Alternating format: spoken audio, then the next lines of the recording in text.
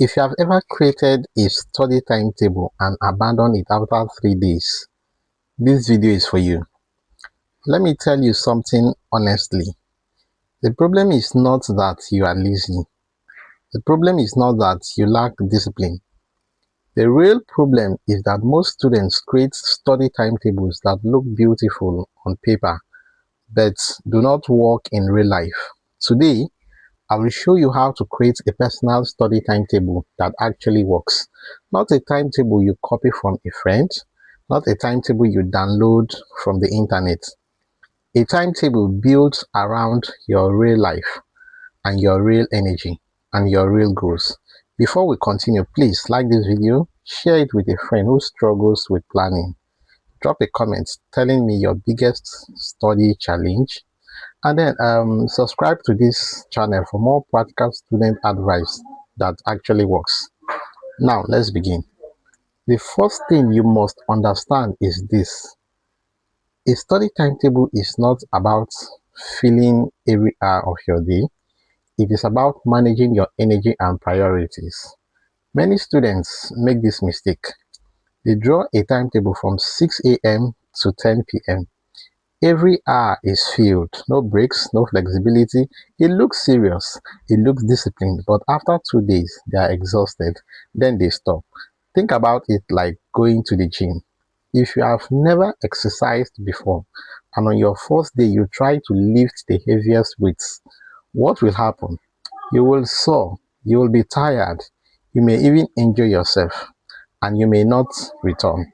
Study planning is the same way. So, step one is this: know your reality. Ask yourself honest questions. What time do I wake up normally? Not ideally, normally. What time do I sleep? Do I have classes, work, family responsibilities? When am I most alert? Morning, afternoon, or night? Some students focus best at 5 a.m., others understand better at 9 p.m. There is no universal perfect time, there is only your best time. For example, if you know you are always sleepy in the afternoon, do not schedule your hardest subject at 2 p.m. That is planning for failure. Instead, put light tasks there, maybe revision, maybe watching a recorded lecture, maybe practice questions.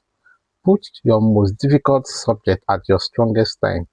If mathematics is hard for you and your brain is sharp in the morning, schedule maths in the morning. That is strategy.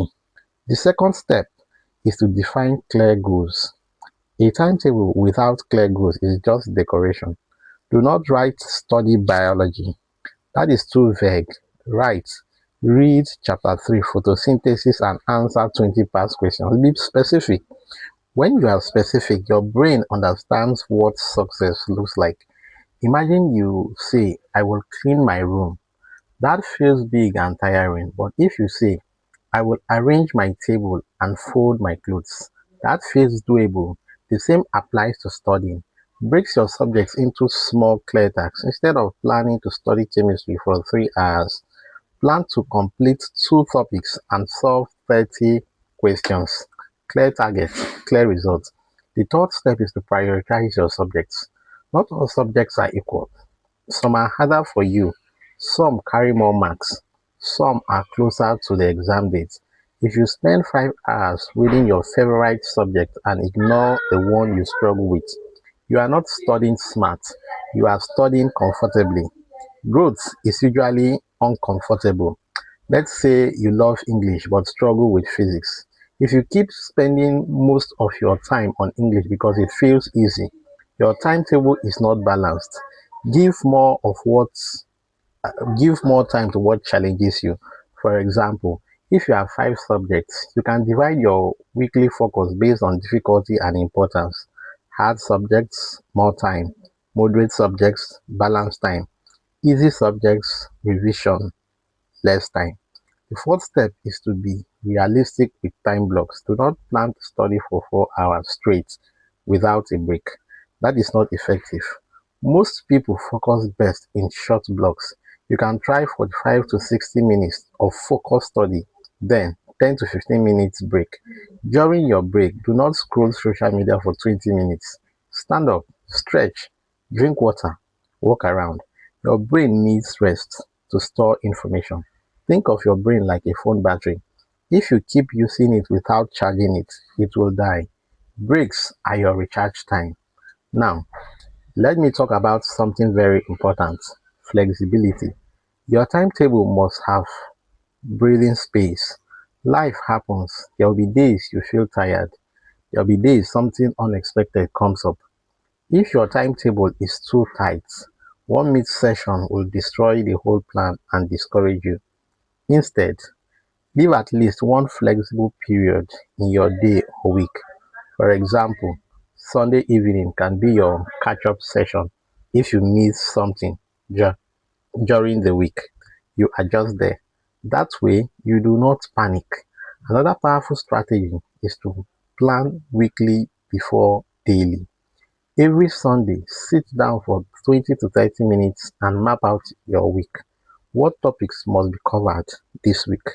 What assignments are due? What tests are coming?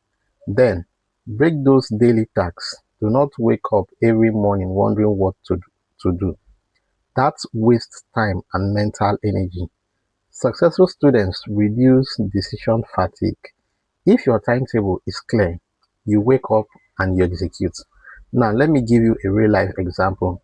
Student A wakes up and says, let me just read something today. He spends 30 minutes deciding what to read. Then he checks his phone. Then he reads a little. Then he feels confused. At the end of the day, he feels busy but not productive. Student B has a timetable. He wakes up and sees 7 a.m. to 8 a.m. calculus practice, 8 p.m. to 9 p.m. biology revision. He starts immediately. Less thinking, more doing. Who do you think will perform better over time? Clarity increases consistency. Another mistake students make is copying someone else's timetable. Your friend may study 6 hours daily. That does not mean you must. Maybe your friend has few responsibilities. Maybe their concentration span is different. Build your own system. This is your race. Now, let's talk about distractions. When creating your timetable, also plan your study environment. If you know your phone distracts you, decide in advance what you will do with it. Put it in another room. Turn off notifications. Use airplane mode. If you always feel hungry while studying, plan snack breaks. Remove excuses before they appear. Preparation is power. Another important part is tracking progress. At the end of each day, review. Did I complete what I planned? If yes, good. If no, why? Was it too much? Was I distracted? Was I tired? Adjust accordingly. A timetable is not a prison, it is a tool. You are allowed to improve it. Even businesses review their plans. Why shouldn't you? Now, let me address motivation. Some days you will not feel like studying. That is normal. Your timetable is not about waiting for motivation, it is about creating discipline. When something is scheduled, you treat it like an appointment. Imagine you have a doctor's appointment at 4 p.m. You do not say, I don't feel motivated to go. You go because it is scheduled. Treat your study time with the same respect, but also be kind to yourself. If you are sick, exhausted, or emotionally overwhelmed, adjust. Success is not about being perfect, it is about being consistent over time. Let me give you one powerful mindset shift. Do not focus on how many hours you study. Focus on how much you understand. 3 hours of distracted study is worse than 1 hour of deep focus. Quality over quantity. When your timetable is realistic, flexible, specific, and aligned with your energy, it becomes sustainable. And sustainability is the secret. You do not need one perfect week. You need many good weeks. Imagine improving just 1% daily over months. That becomes massive growth. Before I end, I want you to remember this. A timetable that works is built on self awareness, clear goals, realistic planning, smart prioritization, regular review, and flexibility. Start simple. You do not need a colorful chart. You do not need expensive apps. A notebook and a pen are enough. Write your subjects, break them into topics, assign time based on your energy, include breaks, leave room for adjustment, review weekly. That is it. If you apply this properly, you will feel less stressed, more organized, and more confident before exams. And confidence changes performance. If this video helps you, like it right now, share it with someone who always says, I don't know how to plan my reading. Comment below and tell me which subject you struggle most to schedule. And then subscribe so you do not miss the next video, where we will talk about how to stay consistent even when you feel lazy. Remember, success in exams is not about luck. It's about structure. Build your structure, follow it, improve it, and watch your results change.